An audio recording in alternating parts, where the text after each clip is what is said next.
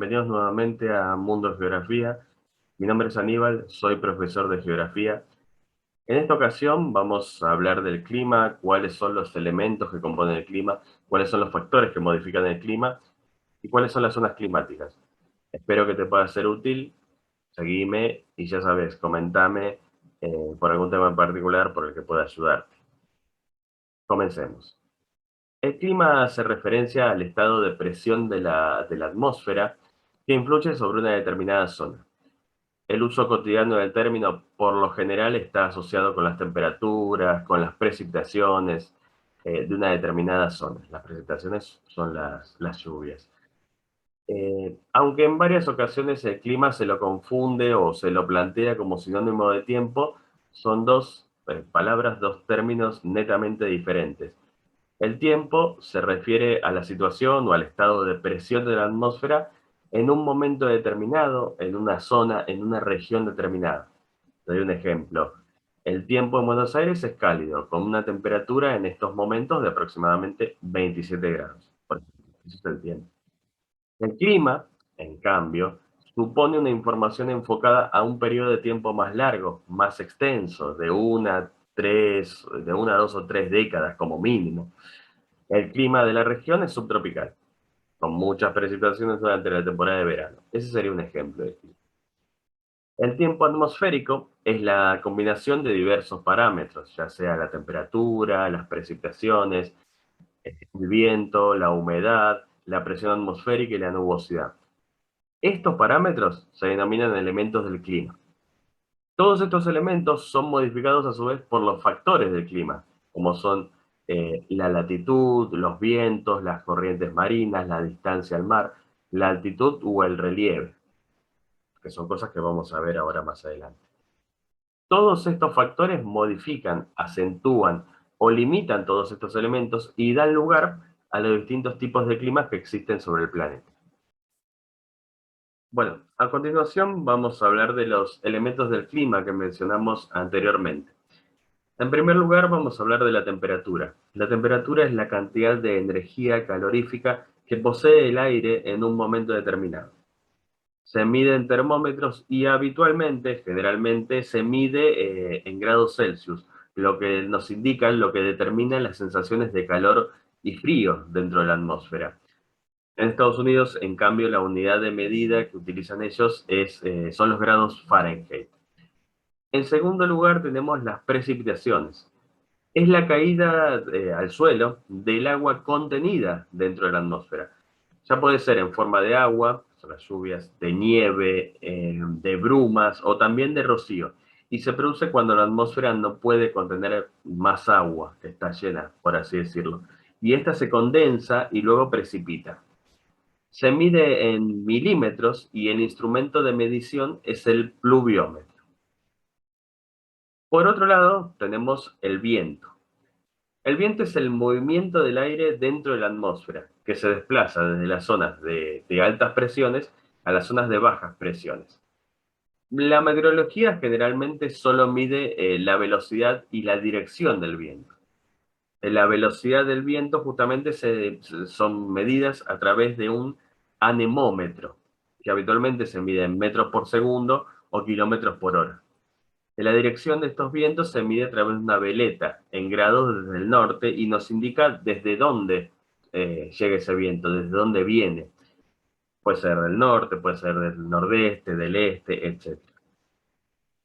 Por otro lado, otro elemento es la humedad. La humedad absoluta es la cantidad de vapor del agua presente en el aire y se mide en grados sobre metros cúbicos. La humedad relativa es la relación entre la cantidad de vapor que contiene el aire y la máxima cantidad de vapor de agua que puede contener a una determinada temperatura. Cuanto mayor es la temperatura del aire, mayor cantidad de vapor de agua disuelta admite. La humedad relativa se mide en porcentaje. Un valor de 100%, por ejemplo, nos indica que el aire está saturado, está lleno de vapor de agua y ya no puede retener más, lo que luego da lugar a su vez a la formación de nubes, de nieblas, de rocío, o si la temperatura es muy baja, escarcha también. Por otro lado tenemos la presión atmosférica. La presión atmosférica es el peso de la columna de aire sobre una unidad de superficie. Eso se expresa en pascales, que es una unidad equivalente al newton por metro cuadrado. Como esta unidad resulta generalmente pequeña, habitualmente se utilizan hectopascales o su equivalente, que es el milibar. La presión atmosférica desciende con la altitud, con la altura. Y por último tenemos la nubosidad. La nubosidad es la fracción del cielo cubierta por nubes que es observada desde un lugar determinado.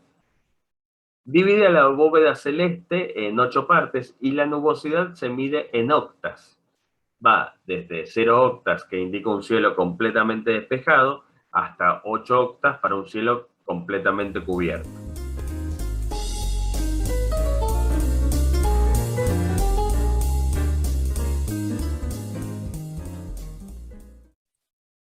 Como mencionamos anteriormente, los elementos del clima son modificados a su vez por los factores del clima, que vamos a pasar a explicar. En primer lugar, vamos a hablar de la latitud. La latitud es la distancia angular que existe entre un punto de la superficie de la Tierra hasta el ecuador. Se mide en grados, minutos y segundos. Cuanto más cerca se encuentre un lugar del ecuador, menos variación va a haber en la duración de los días y la energía solar va a incidir de una forma vertical, de una forma más directa y con una mayor intensidad sobre este punto, por lo que las temperaturas van a ser más cálidas. Cuanto más lejos se encuentre este punto del ecuador, la energía va a llegar con un ángulo menor. Además, durante el invierno los días van a ser más cortos y se va a acentuar el frío, va a ser más frío. Si el punto se encuentra cerca de los polos, los rayos solares van a llegar con un ángulo muy pequeño y solo durante algunos meses, porque en invierno en las zonas polares no sale el sol. Esto va a hacer que las temperaturas en estas zonas sean extremadamente bajas todo el año. La latitud determina a su vez 5 grandes franjas climáticas que hay sobre la Tierra. En primer lugar, hay una zona cálida o tropical a ambos lados del Ecuador, entre los trópicos de Cáncer al norte y el trópico de Capricornio al sur. Dos zonas templadas, norte y sur, entre estos trópicos y los círculos polares ártico y antártico respectivamente, y dos zonas frías o polares en torno a los polos norte y sur. En general podemos decir que la zona tropical tiene temperaturas elevadas, excepto en las regiones de mucha altitud, de mucha altura, y que varían poco a lo largo del año, que las zonas templadas tienen 4 estaciones y que las zonas polares tienen siempre temperaturas muy bajas. En segundo lugar, vamos a hablar de la circulación atmosférica, de los vientos. Los vientos son grandes masas de aire que predominan sobre la Tierra. Recorren grandes distancias y soplan casi siempre en la misma dirección. Se mueven entre los centros de acción, que son los cinturones de alta y bajas presiones sobre la Tierra. Estos son, en primer lugar, la zona de bajas presiones ecuatoriales o zona de convergencia intertropical. En segundo lugar, las altas presiones subtropicales que se encuentran aproximadamente en las latitudes 30 grados norte en el hemisferio norte y 30 grados sur en el hemisferio sur. Y en tercer lugar, las bajas presiones que se encuentran alrededor de los polos o los frentes polares, aproximadamente en los 60 grados de latitud en cada hemisferio. Los vientos predominantes son los vientos alisios, que se distribuyen al norte y al sur de la zona de convergencia intertropical y dentro de la zona cálida. Se dirigen desde las altas presiones subtropicales a la zona de convergencia intertropical, que son las bajas presiones ecuatoriales. Soplan del nordeste en el hemisferio norte y del sureste en el hemisferio sur. En segundo lugar tenemos los vientos del oeste, que se encuentran en las dos zonas templadas. Generalmente son vientos que soplan del oeste o del suroeste, entre las altas presiones subtropicales y los frentes polares. Y en tercer lugar tenemos los vientos polares. Cerca de los polos soplan los vientos polares hacia las latitudes medias, del nordeste en el hemisferio boreal y del sureste en el hemisferio austral. Todos estos centros de acción y vientos se desplazan al norte y al sur según las estaciones. Hacia el norte, durante el verano, en el hemisferio norte, que es invierno en el hemisferio sur, y hacia el sur durante el invierno en el hemisferio norte, que sería el verano en el hemisferio sur. En las regiones templadas, los vientos del oeste son un factor climático muy importante. Cuando se desplazan sobre los océanos, estos se cargan de humedad, este vapor de agua se llega a condensar al llegar a tierra y da lugar a precipitaciones. Es por eso que en estas costas el clima es lluvioso, como es el caso de la costa de Europa Occidental o del sur de Chile. En cuanto a los vientos alisios, que son los más regulares dentro de los vientos planetarios, son los responsables de dirigir los huracanes y a los tifones en la dirección oeste en las regiones tropicales. Otro de los factores importantes que modifican el clima es la altitud. La altitud es la distancia vertical de un punto de la Tierra respecto del nivel del mar. Al aumentar la altitud, la temperatura disminuye aproximadamente 1 grado cada 154 metros. Es decir, a medida que vamos subiendo, a medida que vamos escalando una montaña, la temperatura disminuye con ese rango, 1 grado cada 154 metros. O cada 180 metros en la zona intertropical. Esto es debido a que conforme nosotros ascendemos, subimos, la presión es menor y un gas, al perder presión, también pierde temperatura. El aire, por lo tanto, al estar a menos presión, está más frío que en las zonas más bajas. Hay otro factor además que contribuye a que en la altura haga frío, y este es el balance energético de nuestro planeta. ¿Qué es el balance energético? Es cuando la Tierra, por una parte, recibe esa energía que proviene del Sol, pero a su vez la pierde, irradiando ese calor al espacio. Al nivel del mar hay una capa de kilómetros de aire y nubosidad sobre el suelo que ayudan a retener parte de ese calor. Pero conforme esta capa asciende, se vuelve más fina, menos densa, por lo que el suelo pierde más y más calor, lo que contribuye a que haga más frío hacia las zonas más altas. El último factor que vamos a analizar, y que ya lo vimos en el video anterior, es el relieve. El relieve tiene mucha influencia en los climas que se dan en una región, ya que las cadenas montañosas son de por sí barreras naturales del movimiento del aire.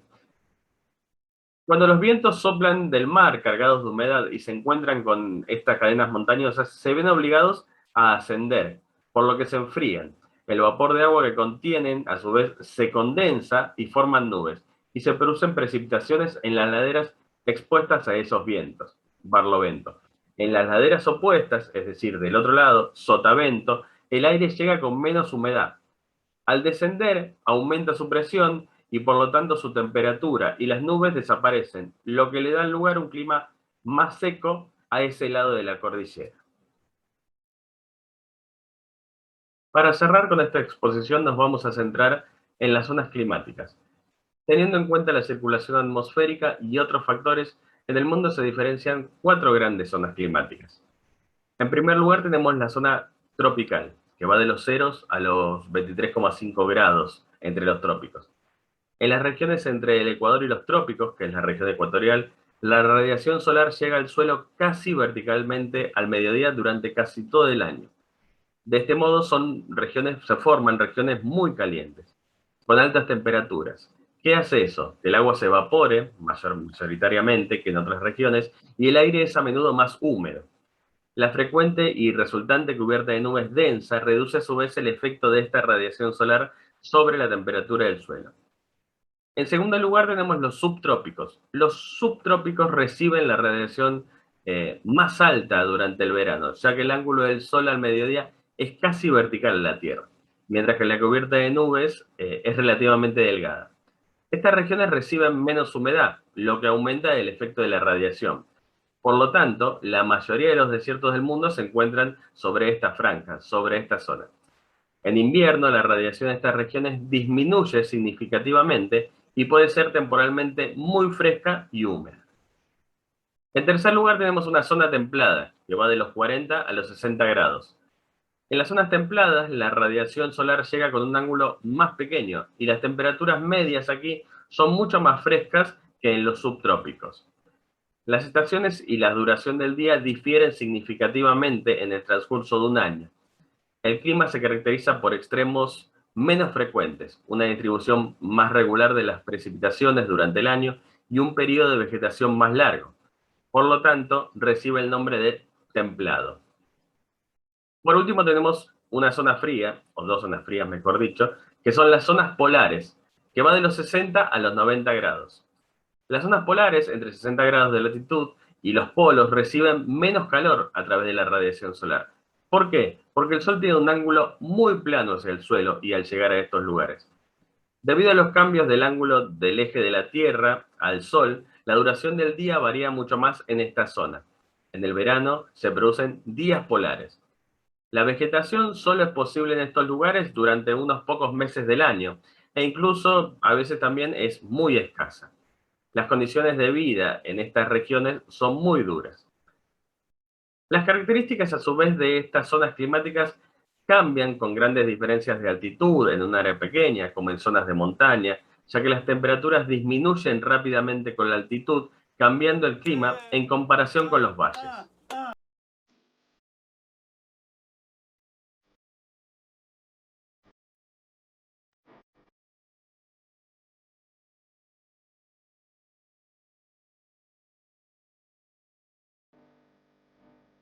Bueno, así llegamos al final. Gracias por escucharme. Ya sabes, déjame tu like, seguime para más videos, dale a la campanita que YouTube te avisa de nuestros próximos videos. Y bueno, muchas gracias. Nos vemos. Chao.